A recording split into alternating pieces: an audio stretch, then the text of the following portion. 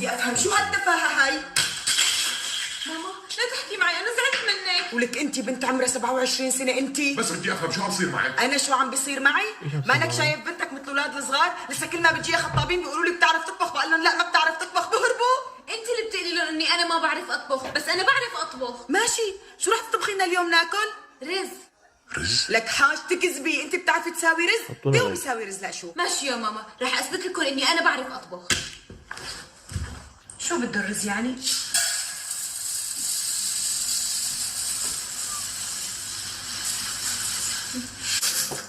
وهي كاسة مي.